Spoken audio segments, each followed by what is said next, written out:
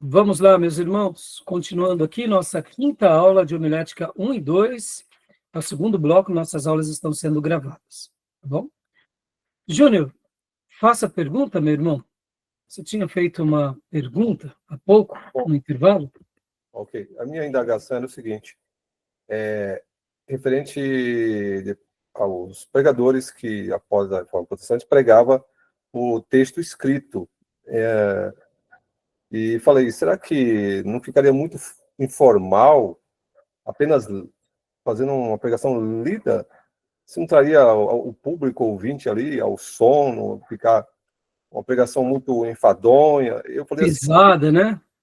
falei que eu já tive experiência de fazer por escrito e me dei mal, porque, ou seja, é complicado fazer por escrito, fica muito formal e a gente fica dependendo daquilo. E outrora eu fazia por aquilo que Deus dava aquele tema, e eu fazia as conexões e desenvolvia, ia muito bem. Aí essa é a questão, né? De forma espontânea, né? Você, ao pregar de forma espontânea, Claro, foi muito mais bem sucedido do que de forma, eu diria, preso aquilo que eu escrevi. seguindo o texto, né? É. O livro-texto do Brothers, no capítulo 7, ele vai colocar aqui, ó, a elocução de sermões, os métodos de elocução, ou seja, os métodos de fala. E aí ele vem e coloca aqui leitura, recitação, pregação extemporânea, elocução livre.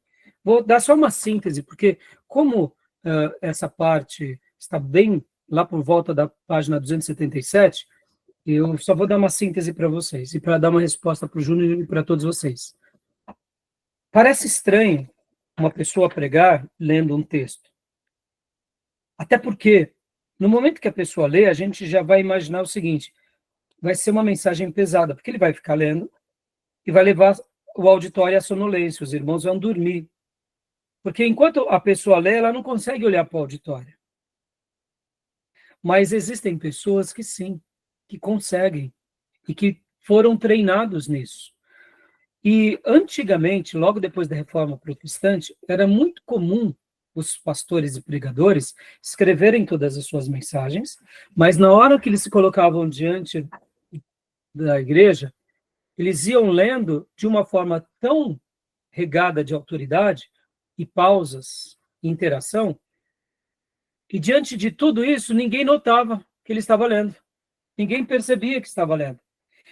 Então, essa situação de se ler, eu sei que alguns podem realmente, por um excesso de segurança e, quem sabe, por não saberem se comunicar bem ou falar adequadamente, porque, irmãos, o que a gente entende sobre uma leitura e uma pregação?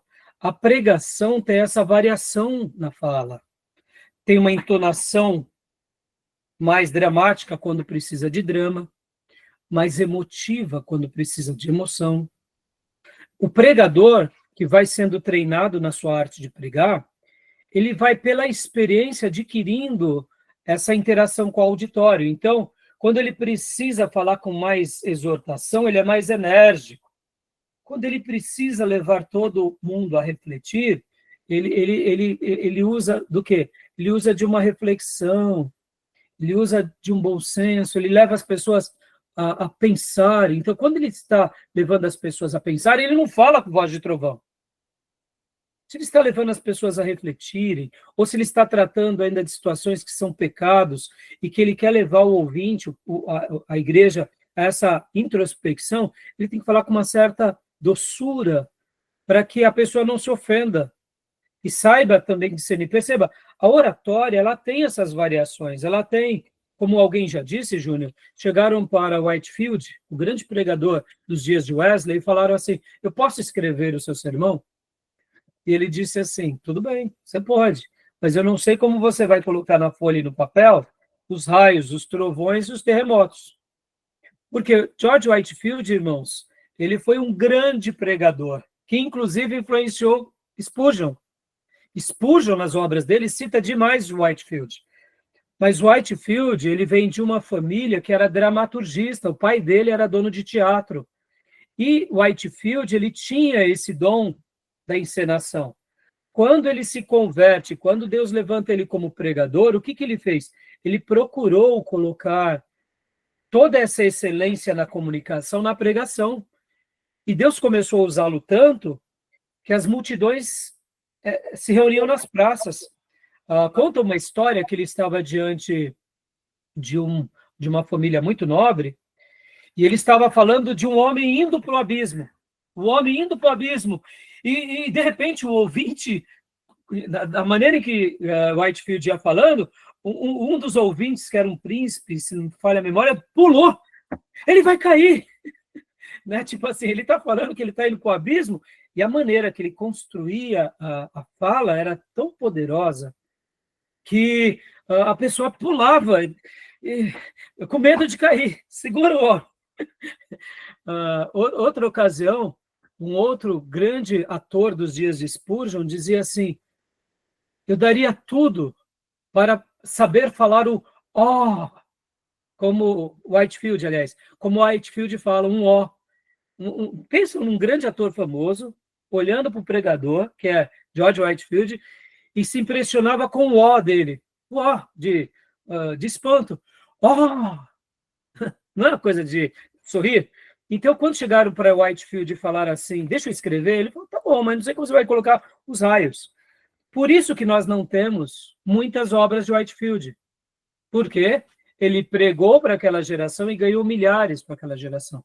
Nós já temos muitas obras de Wesley, que era contemporâneo de Whitefield, que o Wesley escrevia. Inclusive, só para vocês terem uma ideia, eu tenho aqui, ó. Mão de Deus irado. Né? Ó Wesley, ó. Sermões de Wesley. Wesley escreveu, abençoou aquela geração, não foi um pregador que nem Whitefield, foi tanto quanto Whitefield pensam, só que dizem os historiadores que Whitefield conseguia ser mais inspirativo do que Wesley, mas os dois eram labaredas vivas naqueles dias que atearam fogo na Inglaterra e nos Estados Unidos. Foram os grandes avivalistas. Vocês vão aprender muito isso em História dos Avivamentos. É uma matéria maravilhosa. É uma das matérias mais gostosas, irmãos, porque a gente fala das histórias dos avivamentos. E é uma delícia, uma delícia. Assim como as aulas de missões, ela é muito boa, a História dos Avivamentos também tem um gostinho muito especial. Mas voltando. Então, o Spurgeon, por exemplo, ele já escrevia. Eu não sei dizer ao todo se ele lia, mas eu deduzo que não, que ele não lia, mas a maneira em que ele se comunicava muito bem, Júnior. Agora eu vou concluir essa fala com esse ensino, Júnior. Como eu disse, depois, deem uma olhada, eu vou até compartilhar agora aqui para vocês, essa parte que eu estou dizendo do livro-texto.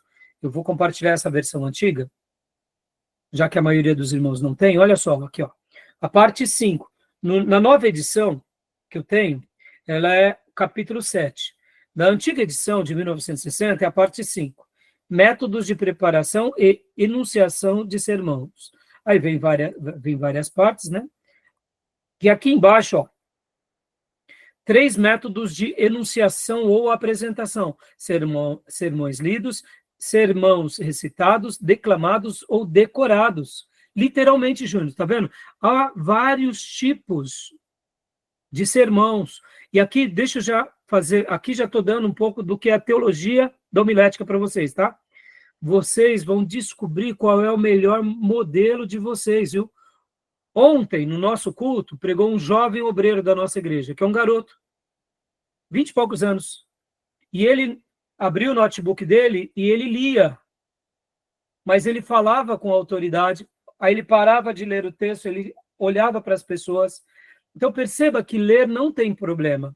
Eu até recomendo você descobrir o seu estilo de pregação. Sermões declamados ou decorados, é literalmente você decorar o seu sermão. Qual o problema? Nenhum problema. Você decora ele. Você fez a sua lição de casa, você escreveu, você decora. Quando você for falar, você vai falar com mais autoridade. Ou sermões extemporâneos ou enunciação livre. O que seriam esses extemporâneo e enunciação livre? Seriam esses que o pregador, ele estuda, ele se prepara, e quando ele vai para o púlpito, ele mal consulta o que ele escreveu. E muitos pregadores fazem só um esboço pequeno dos pontos principais da mensagem. E assim eles pregam, e assim eles ensinam. Então percebam, pastor, qual que vai ser o meu método? Qual que é o seu método? Vocês terão que descobrir o método de vocês. Isso está muito ligado ao nosso DNA. E o nosso irmão Diego, há pouco, né, Diego, você tinha também perguntado, então respondeu, Júnior, né? Irmãos, não fiquem presos, tá? Ok. Não fiquem presos no sentido assim, ó, eu me sinto seguro de ler. Leia. Só que, lembrem disso, se você é uma pessoa que sabe escrever muito bem, quando for ler o sermão, tente falar colocando emoções e entonações corretas nas suas palavras, para que a sua mensagem não fique monotônica, porque o problema da leitura simples é ficarmos monotônicos. A gente vai lendo de uma forma muito simples, então a gente acaba não passando tudo aquilo que Deus colocou no nosso coração. Okay. E agora, olha só que interessante, a pessoa que escreve o sermão muito bem, esse sermão um dia vai virar um livro para as próximas gerações e vai continuar abençoando vida. Mas vamos supor que esse irmão não fale muito bem. Então, a comunicação dele não vai ser muito boa. A comunicação nossa tem a ver com o dom, meus irmãos. Nem todo mundo terá uma comunicação tão boa quanto o outro. Não se preocupe com isso, porque isso está ligado ao dom. Billy Graham, Deus levantou ele para pregar às nações, para pregar nos campos, para pregar a milhares de vidas. Nem todas as pessoas foram levantadas assim. Outros são levantados por Deus para pregarem nos lares. Pastor, então quer dizer que o irmão que prega no lar é porque ora menos? Não, meus irmãos, tem nada a ver com oração. Muitas vezes os dois irmãos oram junto, trabalham juntos, jejuam junto, o nível de consagração dos dois são a mesma coisa. No entanto, o que está em jogo ali é o quê? É o dom. Pode ver que Moisés, quando ele é separado por Deus, ele mesmo diz, Senhor, eu sou gago, eu não falo bem. Ele sabia que ele tinha dificuldade na oratória. E Deus foi compreensivo, faz com que ele separe agora Arão. Ao mesmo tempo, se você recebeu o dom da comunicação, não se vanglorie, porque está ligado ao dom. Muitas vezes tem um obreiro na igreja que ele não se comunica muito bem, mas ele é uma bênção na igreja. É um obreiro de peso, é uma coluna na igreja. Só porque ele não fala bem, não significa que você que se comunica melhor é mais espiritual, não tem nada a ver. Muitas vezes, o irmão que é um obreiro que mal sabe falar, ele é mais consagrado do que o pregador. E o pregador, porque sabe se comunicar bem, sabe vender bem o seu peixe, as pessoas acham que ele é mais consagrado, e quando vai ver a vida dos dois, o pregador fica a desejar. Então, o que eu quero dizer com isso? Isso é libertador quando a gente sabe disso, porque a pregação tem a ver com esse chamado. Uns foram chamados para pregar em casas, outros em pequenas igrejas, outros em igrejas medianas, e outros foram chamados para pregarem a multidões e a nações. São chamados, são vocações. Esse tema eu vou desenvolver ele muito bem, teologia pastoral. O Júnior fez teologia pastoral. Então, quando a gente chegar lá, vocês vão entender melhor. Tá bom, meus irmãos? Beleza? Explicou, Júnior? E para eu concluir esse ponto, deixa eu falar uma coisa que vocês não vão imaginar. Vocês já ouviram falar no sermão que ateou fogo no avivamento nos Estados Unidos? Porque nos Estados Unidos ia Wesley e ia Whitefield pregar. Mas o sermão que Deus usou para despertar um grande e poderoso avivamento nos Estados Unidos começa com um homem de uma pequena igreja chamado Jonathan Edwards. Ia falar dele agora.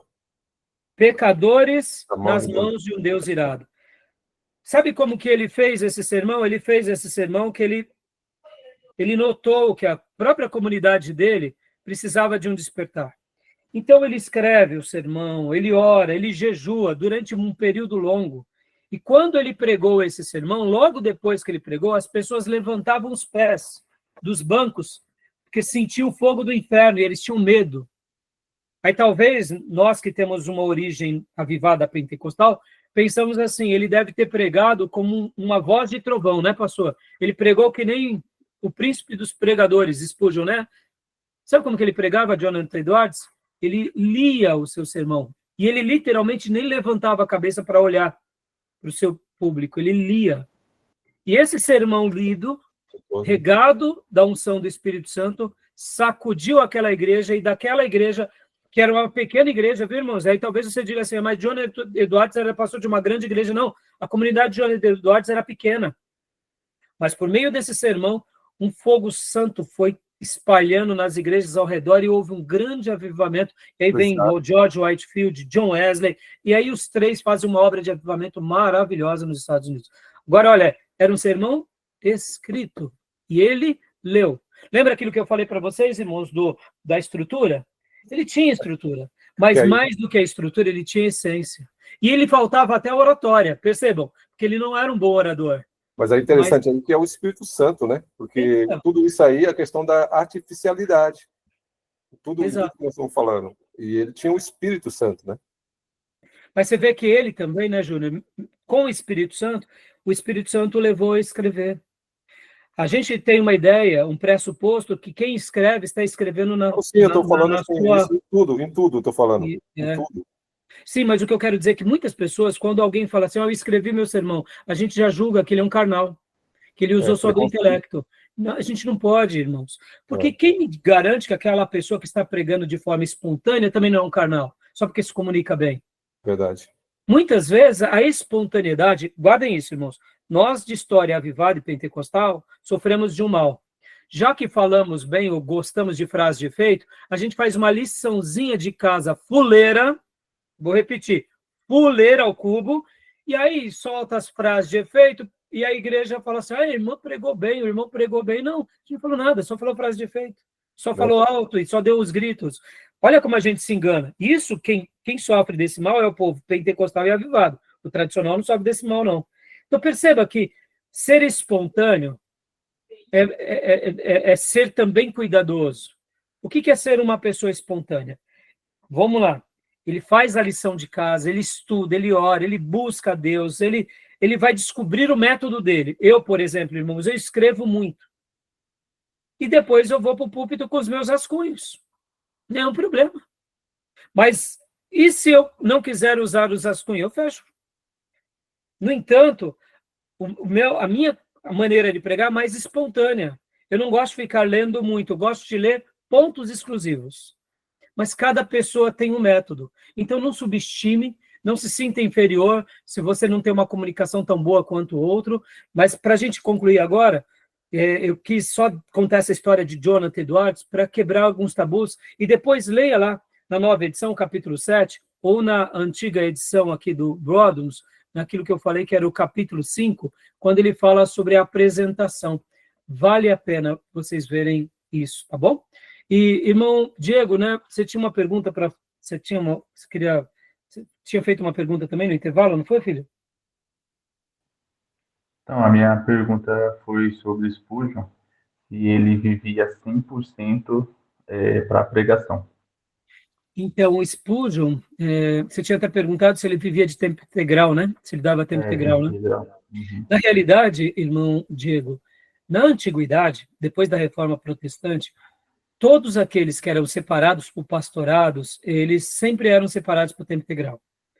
Com raríssimas exceções, quando a igreja realmente não podia. É o caso, por exemplo, do que acontece com os moravianos.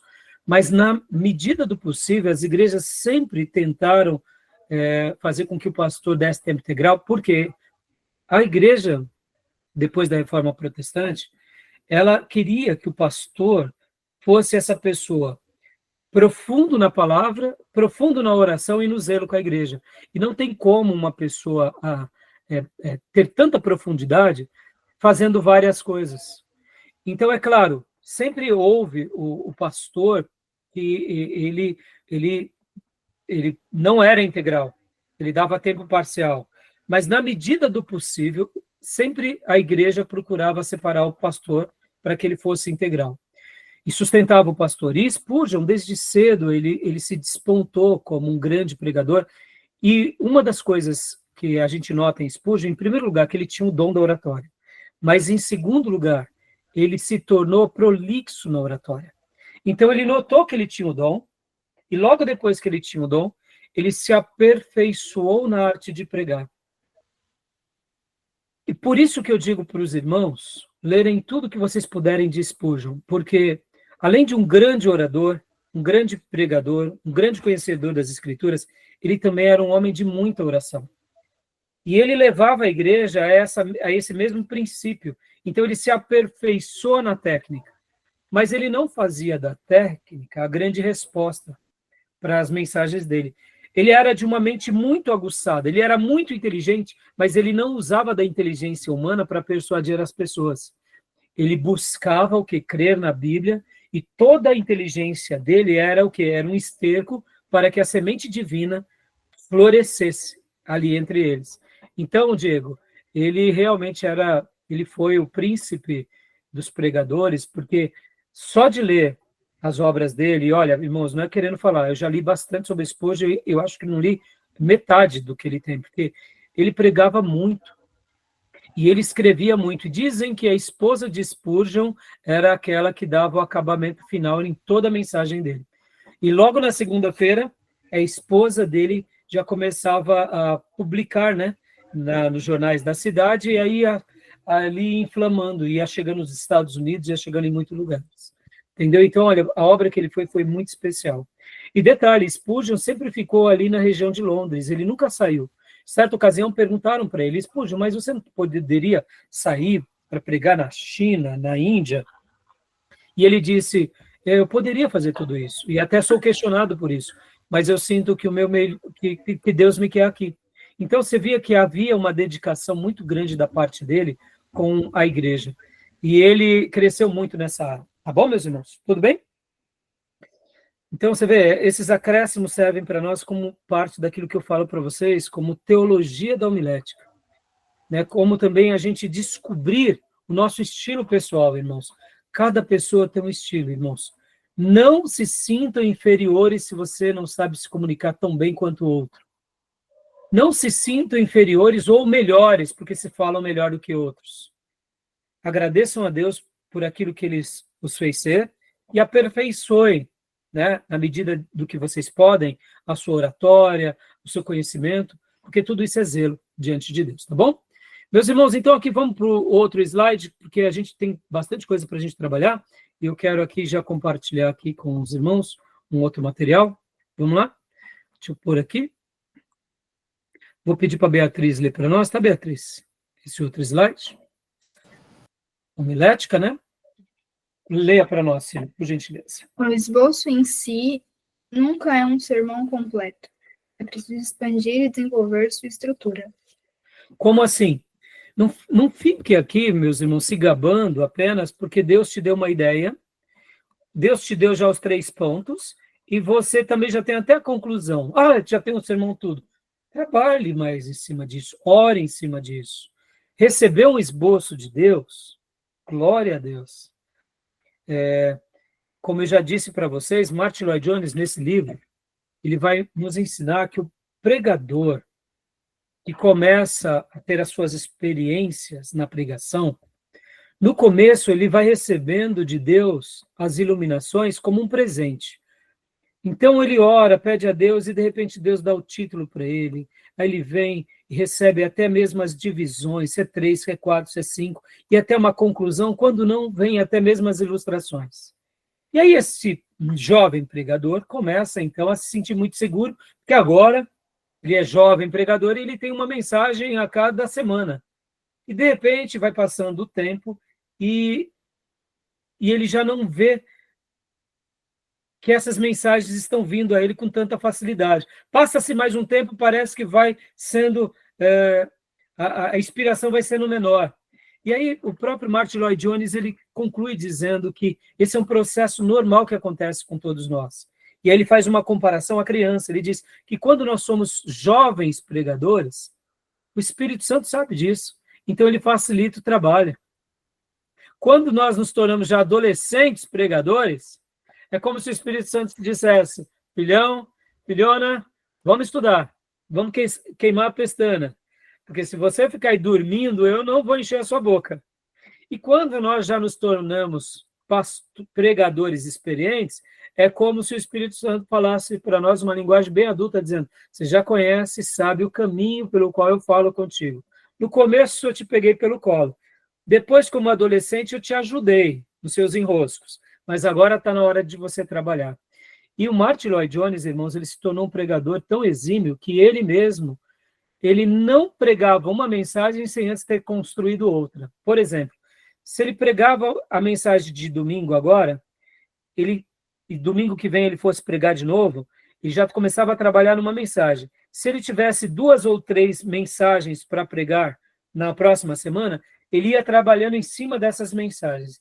Ele nunca se contentava de ter pregado uma excelente mensagem e replicar ela fora. Mesmo que ele pregasse hoje, um domingo sobre salvação, e fosse convidado a pregar essa mesma mensagem sobre salvação em uma outra igreja 15 dias depois, ele nunca pregava essa mesma mensagem sem antes preparar uma outra mensagem.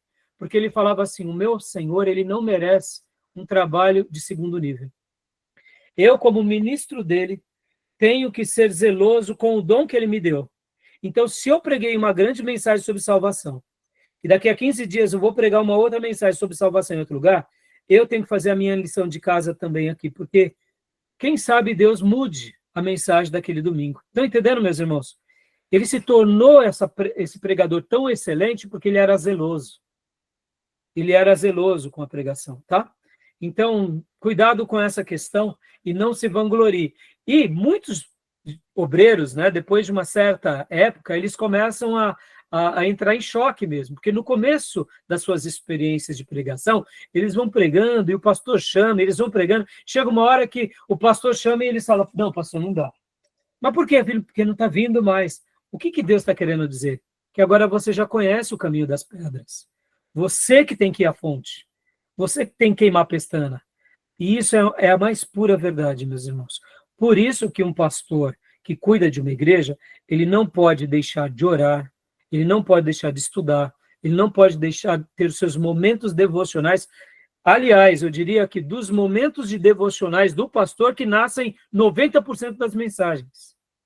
Por quê? Porque Deus contempla esse coração que deseja a Deus. E aí Deus presenteia com as mensagens. Tá bom? Tudo bem até aí? Tá bom, Diego? Alguma pergunta, meus irmãos? Vamos, então, prosseguir aqui? Continua para nós, Beatriz, por gentileza. Exposição agora. Agora vamos entrar para o assunto sobre como expor, tá, irmãos? Pensem agora não no sermão expositivo, tá? Mas na exposição. Como nós nos apresentaremos diante dos outros. É a interpretação, explanação e argumentação do texto.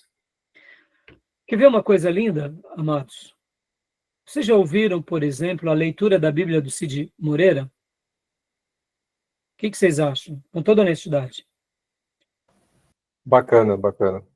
Não é lindo de ouvir? É lindo, é lindo. O timbre dele é lindo, a entonação dele é linda. A leitura dele, a gente não dorme, Júnior. Concorda? Não dorme. Ele não dorme. Ó, tem então drama, tem tudo. Vamos imaginar que o Cid Moreira, ele escreveu o sermão dele. Vai ser um sermão sonolento? Não vai. Com aquela voz, que nem meu filho fala, pai, esse timbre aí é um timbre, entenderam? O Karl Lacher, ele diz o seguinte, no Prega a Palavra, irmãos, tente fazer, e ele dizia isso enquanto ele ensinava lá em Perdizes, faça uma leitura da Bíblia correta. Só de você ler a Bíblia corretamente, você já faz um grande serviço na mensagem. Por isso que quando vamos pregar, é importante a gente se familiarizar com o texto. Eu sei que ler diante do público, ler ali, não é uma coisa fácil, mas compete a nós nos esforçarmos para ler a Bíblia corretamente. Porque só de ler a Bíblia corretamente, é claro, né?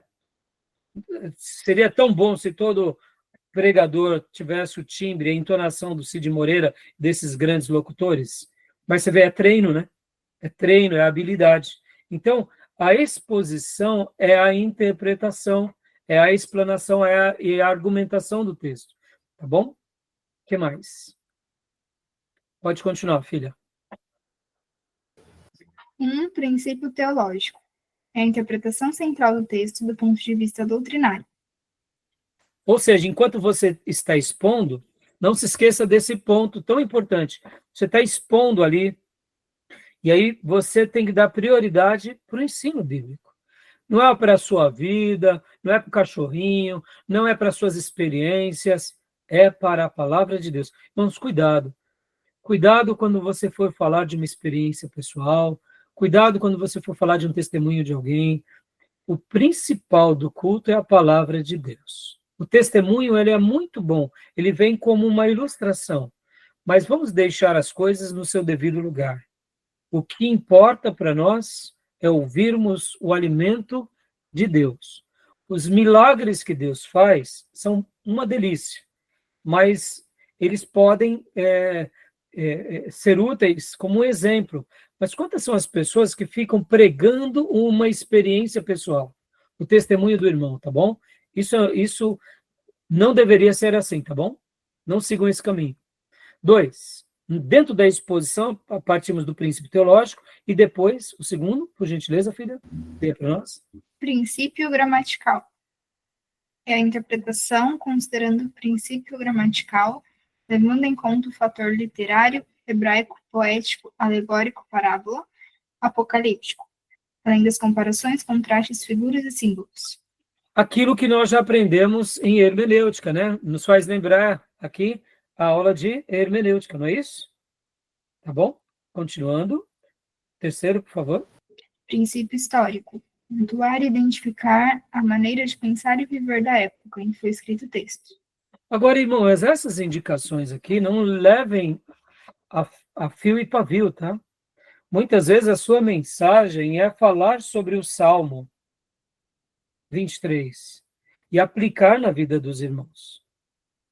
Então, tem vezes que é bom, sim, tratarmos da história, mas não fique, assim, lembrem disso, irmãos, não fiquem engessados, tá?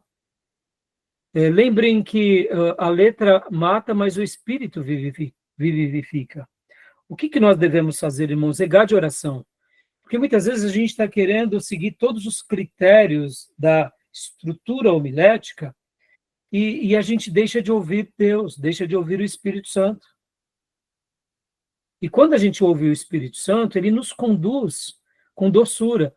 Eu sei que no início das nossas pregações, a gente vai errar um pouco. Eu me lembro de um dia que eu fiz um sermão chamado Senhorio de Cristo. Irmão, sem brincadeira, um sermão, eu pensei comigo, vai ser tremendo. E eu tinha uma alta expectativa, porque eu tinha feito uma mensagem, era o Senhorio de Cristo, ela tinha uma abordagem evangelística, foi num dia de culto que eu tinha certeza que o culto ia ser uma bênção para a igreja e que iam ter conversões aquele dia. Dias antes do dia que eu ia pregar, eu senti um toque do Espírito Santo de muda o sermão. Mas na minha inexperiência, o que eu fiz? Eu falei, não, mas isso é coisa da minha cabeça, não é possível. Não, o sermão está maravilhoso. As ilustrações estão maravilhosas. Eu tinha feito uma lição de casa muito boa. E eu falei, não deve ser Deus, não. Não deve ser. E eu lembro, irmãos, que eu preguei o Senhorio de Cristo. Não teve conversão. A igreja dormiu. Eu saí frustrado do culto. E naquele dia eu cheguei à seguinte conclusão. Eu falei, entendi, pai. Era para ter mudado. Essa mensagem era para ter dado em outra ocasião. Foi ali quando eu aprendi a ouvir esses toques do Espírito Santo, porque o culto, como Martin Lloyd Jones fala, irmãos, o culto, do começo ao fim, sabendo que o momento da pregação é o momento mais célebre, não por causa do pregador, mas por causa do autor. O momento da pregação é o momento em que o autor se comunica com o seu povo. Então, Martin Lloyd Jones, ele fala o seguinte, que o culto todinho, do começo ao fim, está nas mãos do Espírito Santo. Como o Espírito Santo irá trabalhar na vida de cada um é um mistério. Como o pastor será esse profeta que resolverá os problemas de cada um, também é um mistério. Porque no momento em que ele ouve do Espírito e fala a todos, de uma forma ou de outra, Deus vai estar trabalhando na vida de cada um de uma forma diferente.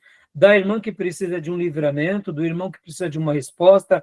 Ou seja, esse momento ele é tão sagrado que o pastor prega uma única mensagem, dirigido por Deus, guiado por Deus. Mas como ela vai se repercutir no coração de cada uma pessoa é de forma inusitada. Deixa eu dar um testemunho aqui para vocês. Ontem eu tive um aconselhamento antes de começar o culto.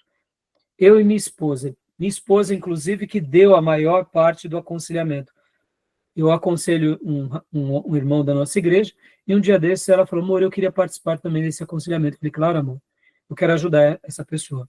E aí ficamos aconselhando esse irmão. Sem brincadeira, irmãos, fomos para o culto. Logo quando acabamos o aconselhamento, fomos para o culto. A mensagem que ontem nosso irmão Ângelo pregou, eu e minha esposa ficamos sorrindo, porque foi praticamente quase tudo que nós tínhamos falado para o irmão. Quando acabamos o culto e fomos se despedir daquele irmão, ele sorriu e nós sorrimos para ele, e a minha esposa disse, amém, meu irmão. Ou seja, o que acontece na igreja do Deus vivo é um mistério de Deus. Como se repercutirá? Por isso que nós nos preparamos da melhor forma, mas como Deus irá agir na igreja é um mistério, é Ele.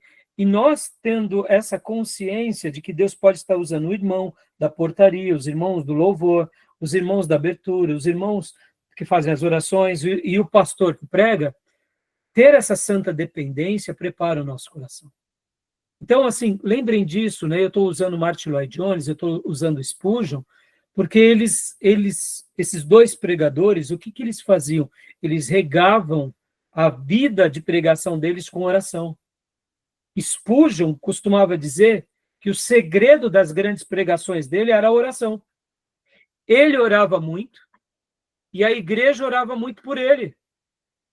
Certa ocasião, ele estava dando uma aula e eles perguntaram para Spurgeon qual era o segredo das mensagens tão poderosas dele. Ele disse assim, vocês querem saber qual é o meu segredo? Então tá bom, me acompanhem. Vocês sabem que na Inglaterra, na época de frio, faz muito frio, e geralmente nas construções antigas, principalmente grandes, tem casas de máquina, né? Que ali eles criam um sistema de aquecimento para todo o prédio. Isso sempre foi assim, a gente não vive com isso, porque nós somos brasileiros, um país tropical, né? Então, Spurgeon foi descendo as escadas e chegou até numa porta que estava lá, sala de máquinas. Aí ele apontou para aqueles obreiros e alunos e disse, aqui está o meu segredo. Segredo do meu culto tão poderoso. Aí os seminaristas e obreiros olharam e falaram assim, mas casa de máquinas? Aí ele abriu a porta. Quando ele abriu a porta, tinham dezenas de pessoas orando, porque o culto ia começar daqui a pouco, entendeu? E muitas pessoas ficavam lá orando por ele, aonde? Durante a pregação. Quando não estavam orando lá no departamento separado, ficavam orando na igreja. Olha só que interessante, o que é ouvir do Espírito, irmãos? Deixa eu contar essa experiência para vocês. Percebam, eu estou aqui dentro da estrutura da homilética, mas agora eu estou dando para vocês o quê? Um pouco da teologia da homilética, que é ouvir do Espírito. Certa ocasião, o Spurgeon pregou, e ele pregou uma linda mensagem, a igreja ficou muito abençoada, e ele foi para casa e dormiu. Quando ele dormiu, ele teve um sonho, e no sonho o Espírito Santo falava para ele, o mérito não é seu, Spurgeon. Porque ele estava muito feliz, ele estava repleto de regozijo por Deus ter usado ele naquela comunidade. E ali no sonho, eu diria que isso não foi um sonho, tá, irmãos? Isso foi um sonho-visão, tá? Sabe, porque Deus fala conosco em sonhos, né? Então eu deduzo que foi mais ou menos como um sonho-visão ali para ele. E ele disse assim, como assim, pastor, o mérito? Como assim, Deus, o mérito não é meu? O que o senhor quer falar comigo? Sim, o mérito não é seu, mas, Senhor, não fui eu que preguei? Foi. Mas o mérito de você ter sido usado não é seu. O mérito é da irmã fulana e da irmã Beltrana. E ali em sonho, Deus mostrou para ele que enquanto ele pregava, duas anciãs, ou duas mulheres, eu lembro que eram duas mulheres, não paravam de orar por ele. Enquanto ele pregava, elas ficavam em espírito de oração. Essa lição marcou tanto a vida dele, que a igreja de Spurgeon era uma igreja de muita oração, ele era de muita oração. Estão entendendo, meus irmãos? Aí, quando você vai para as estruturas, quando você vai para a oratória, você já tem um dom, você se entrega nas mãos de Deus. Aí pronto. O que acontece? Deus usa. Tá bom? Então, estou deixando aqui isso um pouco para vocês, para mostrar que tentem sempre unir tudo isso que a gente está falando, que tudo isso é muito bom, mas jamais se esqueçam do essencial, que é depender do Espírito Santo e principalmente da palavra de Deus pelo poder do Espírito Santo. Porque o Espírito Santo, desculpe, vai nos guiar à palavra de Deus. A palavra de Deus vai nos conduzir ao Espírito Santo e jamais o contrário, tá bom? Tudo bem?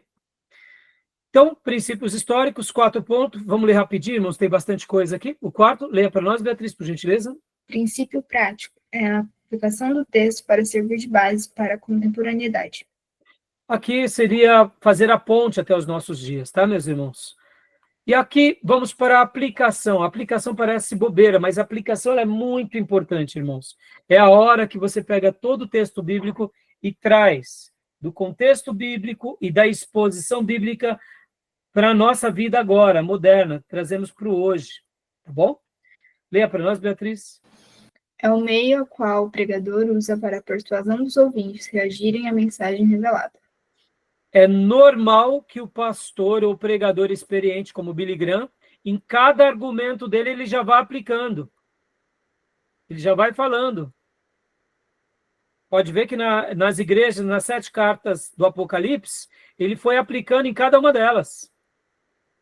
E depois, por último, ele faz o grande desfecho. Maravilhoso. Mas é a experiência dele.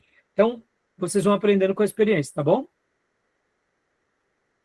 E aqui dentro da aplicação, eu separei um texto de Eugene Peterson. Mas vamos continuar lendo. Leia para nós, Beatriz, por gentileza. Quando usá-la, depois de cada divisão, conceito ou subdivisão.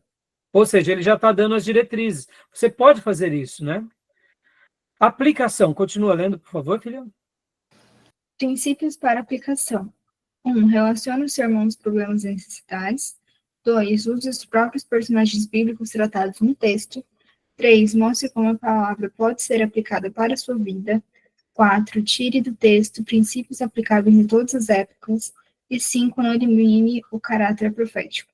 O que ele quer dizer aqui, o caráter profético, irmãos? É aquela ideia de que Deus falou no passado, Deus está falando conosco hoje por meio dessa mensagem. Ah, pastor, mas ali eu não estou sendo muito ousado. Sim, seja muito ousado. Você não está segurando nas mãos um ídolo de barro, de ferro, de ouro ou prata, nem diamantes. Você está segurando a palavra eterna de Deus. Estão entendendo, meus irmãos?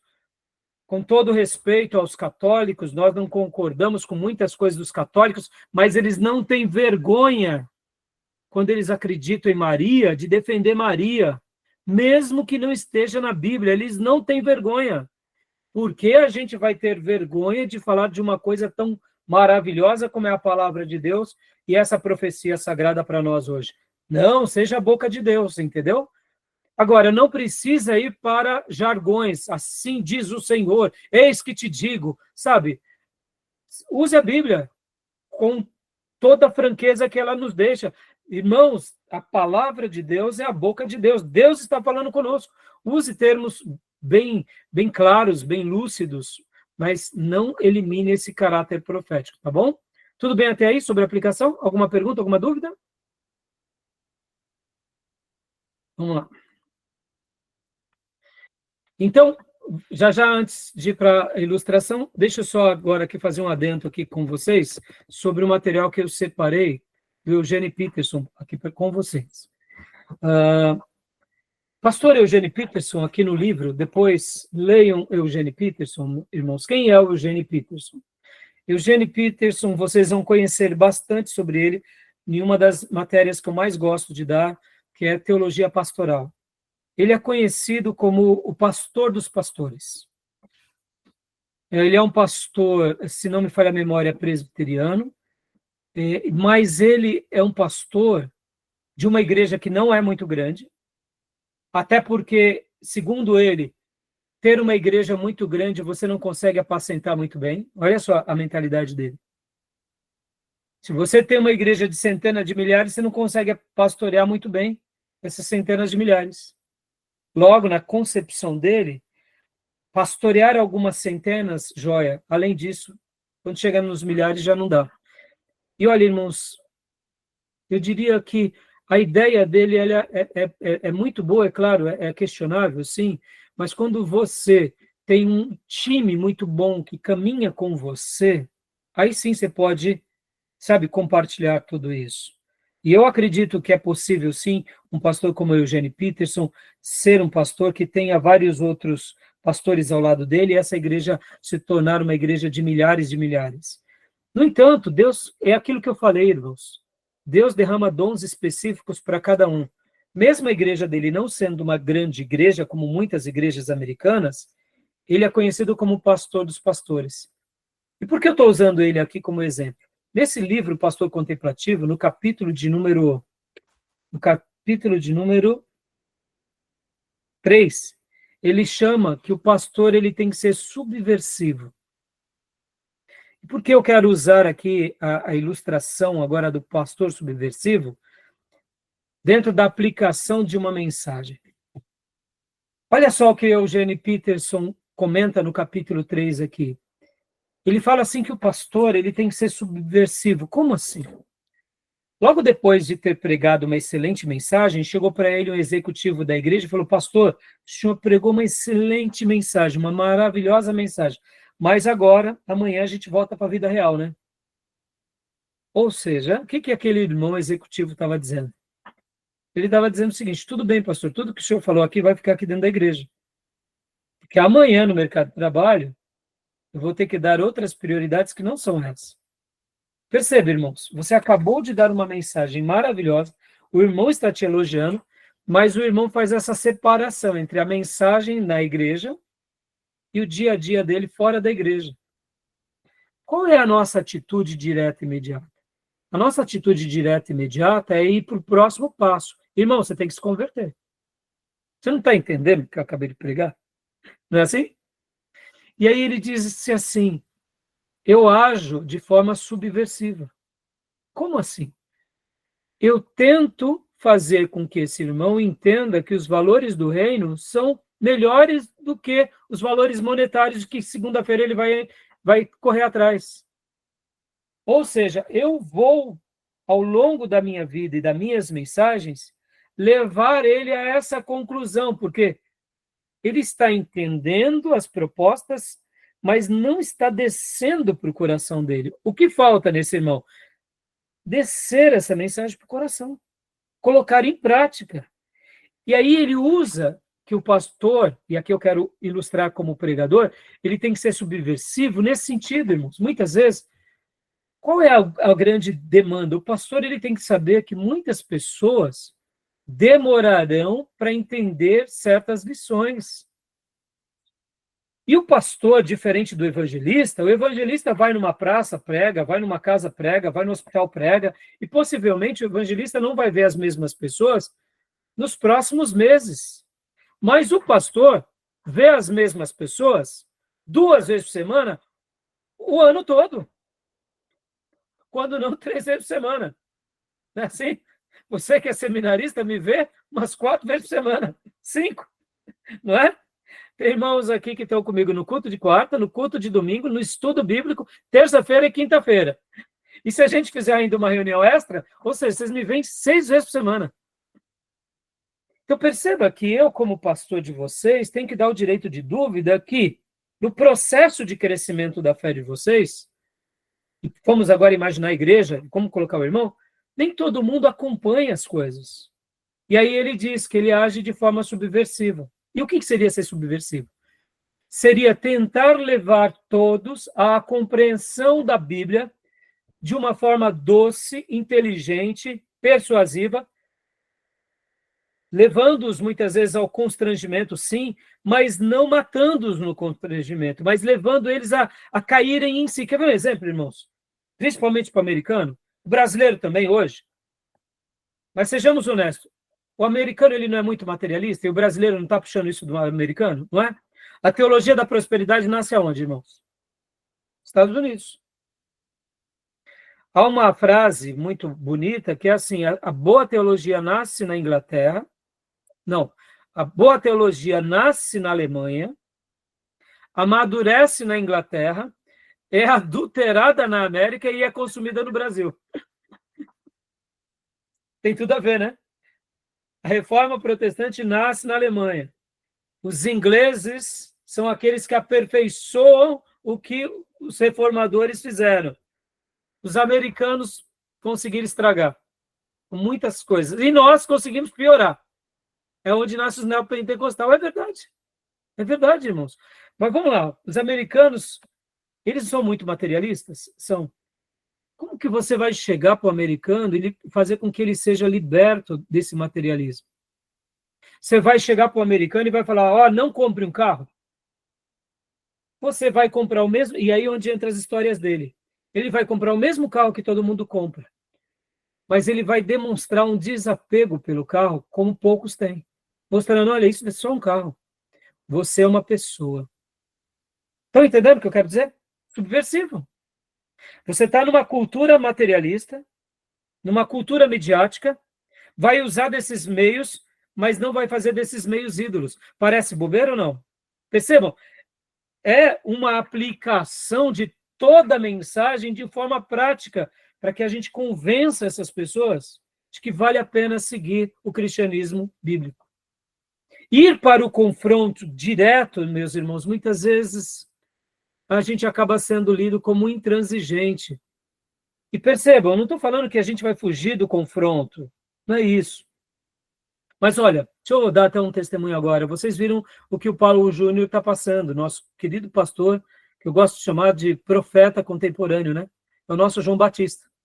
Ele entrou naquele estágio de exaustão, de burnout. E segundo o próprio pastor Marcos Granconato, que fez até um pronunciamento defendendo ele, disse que o Paulo Júnior há 20 anos não descansava. Percebe, irmãos? Ele tem uma mensagem de correção, mas ao mesmo tempo faltou um certo equilíbrio dele próprio. E aí ele se perdeu em algumas áreas. Graças a Deus, não foram coisas morais, como o próprio Marcos Granconato afirma, que não vê ele desqualificado, eu também não vejo. Meus irmãos, tem tanto pastores fazendo tanta atrocidade aí, mas eles se escondem em cima do seu sucesso, estão entendendo? E o que eu quero dizer com isso? Eu quero até ilustrar aqui com o Paulo Júnior agora. Muitas vezes, não estou dizendo que o Paulo Júnior está errado, tá, meus irmãos? Eu considero o Paulo Júnior um profeta, que nem João Batista. É um profeta das cidades, entendeu? Então, eu vou sentir falta dele durante esse período.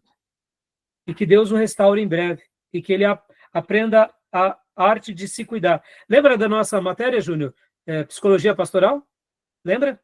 Lembro. Lembra quando eu falo que eu procuro folgar uma vez por semana, que eu tiro férias? Sim.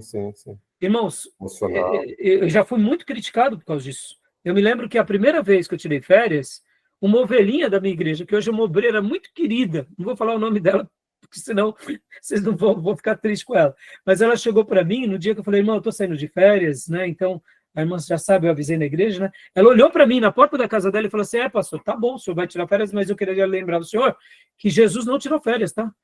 Meus irmãos, era pastor recém-ordenado, meus irmãos. Eu não sabia o que falar para a filha ali. Eu falei, meu pai do céu, é uma irmã piedosa da igreja, eu só tenho 10 ovelhas, uma ainda fala isso para mim, e ela era uma pessoa influente na família. Eu fiquei assim, eu falei, irmã, mas tá, irmã, eu vou sair de férias. Eu fiquei triste, irmã, podia ter pegado minhas coisas e ido embora. Não é? Mas ela falou isso para mim. Então, muitos pastores se sentem pressionados, não tiram por causa disso. E é verdade, Jesus teve férias na Bíblia? A gente não vê, mas a gente vê que Jesus dormiu num barco, quando era uma grande tempestade. Então, eu particularmente, irmãos, entendo que se Deus deixou o dia de descanso, ele é um dia para a gente colocá-lo como uma prática, para a gente dar um reset, para a gente se reorganizar para a próxima semana. Pode ver que quando a gente não para, porque a gente é obediente, a gente para na marra. Não é assim? Nossa saúde, não é assim? Então, meus irmãos, por que eu estou falando tudo isso, né? Eu estava falando tudo isso, eu peguei um atalho aqui, nem sei porque eu estava falando, falei do Paulo Júnior, vou voltar aqui. Estava falando... da aplicação do Eugene Peterson. Isso. Eugene Peterson, o que ele aprendeu na sua experiência pastoral? Qual é a melhor maneira de persuadir as pessoas? Eu prego, eu ensino, e depois eu demonstro com a minha vida. Eu não vou dizer para as pessoas não terem um carro novo, porque faz parte da cultura delas. Mas eu vou ensinar para elas que o carro novo é só um penduricalho dessa vida. Que o que a aguarda na vida eterna é muito melhor do que o carro novo. E eu vou ter paciência com essa mentalidade capitalista, porque faz parte do nosso meio. Mas como pregador deles, eu tenho que, por obrigação, ser alguém subversivo, e aí ele usa o termo subversivo como alguém estrategicamente e de propósito, que tenta, ao longo da caminhada, convencer essa ovelha. Por quê? Já que essa ovelha é quem o abençoa, sustentando e querendo tê-lo como pastor, ele tem que ter uma estratégia, como pastor, de cuidar dessa ovelha e de ajudar esse irmão capitalista a se tornar agora um cristão desaprendido e que viva a mordomia bíblica, seja ele um americano comum ou, quem sabe, um mega multimilionário da sua igreja. Eu achei isso fantástico. Porque isso demonstra também o que, irmãos? Amor do pastor às suas ovelhas. Como eu disse, o missionário prega no hospital, prega numa escola, prega no vilarejo, e talvez nunca mais apareça. Mas o pastor prega para a mesma pessoa 2 vezes por semana, durante 50 e poucas semanas no ano. Ou seja, ele precisa amar, ele precisa ter ferramentas. E ser subversivo é uma forma de aplicar os seus sermões, mostrando, olha, irmãos, eu tenho um iPhone que nem o de vocês, mas ele quebrou, e eu não chorei, porque é um iPhone. Vou lá e compro outro. Está entendendo? Mostrando que eu faço parte dessa vida, mas olhem para mim como eu vivo. Entendeu? Fantástico, né? Então fica aqui uma dica, tá? Da aplicação. Tudo bem? Então seria um contraponto, né? Essa subversão seria um contraponto, né? Porque subverter é ir contrário à ordem estabelecida, né? Exato, é um contraponto, só que de propósito, Júnior.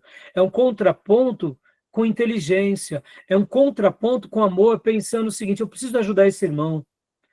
Porque, irmão, sejamos honestos, o capitalismo, eu penso assim, ele é bom, mas ele vira um capitalismo quando ele se torna algo exacerbado na nossa vida. É daí que nasce a teologia da prosperidade. Ele vira um ídolo invisível. Hã? É o ismo, né? O ismo. É o ismo. O ismo. O que era mesmo? O que você quer dizer como ismo, Júnior? É porque é o excesso, né? Não, o excesso. Isso, é um excesso. E o capitalismo, ele, de forma exacerbada, ele é uma porta imensa para o quê? Para a teologia da prosperidade. E o que é a teologia da prosperidade, senão uma prosperidade que virou ídolo, e um ídolo invisível. Estão entendendo? Sejamos honestos, irmãos. É melhor ser rico ou ser pobre? Ô, meus irmãos, não precisa nem responder, né? Ser crente já é maravilhoso, ser um crente rico é muito mais maravilhoso, é óbvio. Oxi, você não vai ter privação de nada. Agora, o nosso coração não pode estar nisso. Esse é o ponto. E o capitalismo exacerbado, ele faz com que a gente se torne o quê? Discípulos da teologia da prosperidade, que cultue esse ídolo e que está preso a esse ídolo. Isso é uma praga, né? Tá bom, meus irmãos? Então, fica aqui, né, essa ideia de Eugene Peterson, depois leiam esses livros e outros dele, porque realmente é muito bom, tá bom? Vamos parar para a gente ir para o último bloco? Alguma pergunta? Já deu a hora. Né? Já deu a hora? Vamos lá? Alguma pergunta, não? Então, vou parar aqui, tá bom, meus irmãos? Vou parar.